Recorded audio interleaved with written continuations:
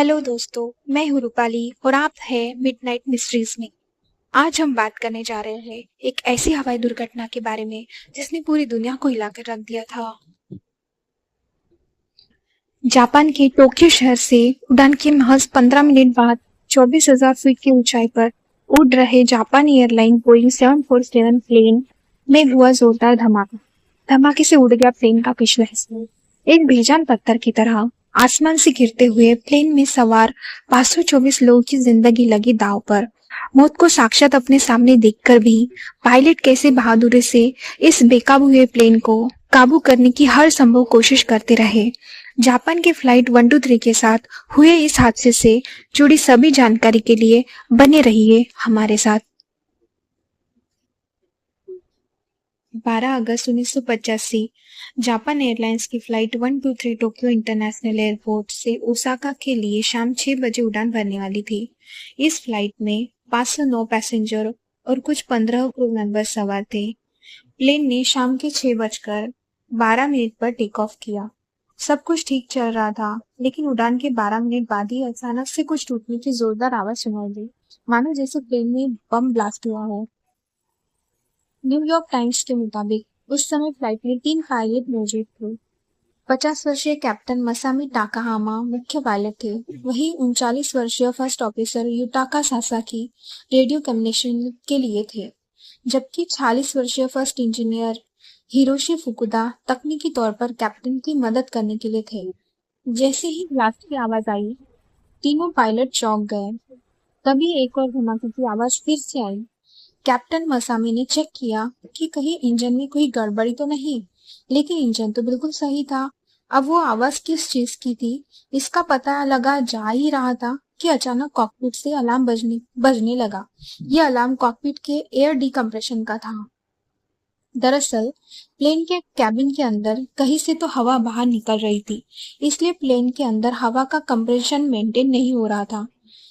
फिर प्लेन में और भी दिक्कत आने लगी। प्लेन अनियंत्रित होने लगा, कभी लेफ्ट तो कभी राइट की तरफ झुक रहा था। अब इस प्लेन को पायलट कंट्रोल नहीं कर पा रहा था, इसलिए उन्होंने तुरंत ही इमरजेंसी घोषित कर दी। फिर टोक्यो एटीसी से कहा कि हम हैनेडा एयरपोर्ट की तरफ आने की कोशिश कर रहे हैं, लेकिन काफी देर हो चुकी थी। यह प्लेन करीब 30,000 फीट की ऊंचाई पर था।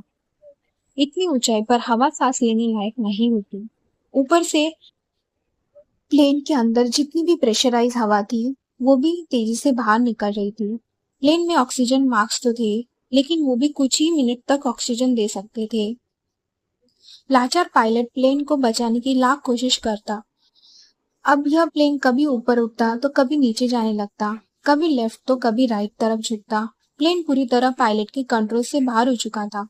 फिर अचानक से प्लेन एक घायल पंछी की तरह तेजी से नीचे की तरफ जाने लगा।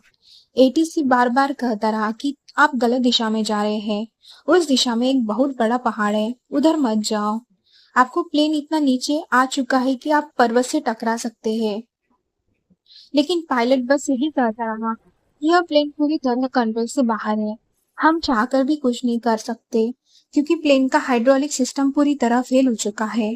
फिर 6:56 पर यह प्लेन उस पर्वत से जा टकराया।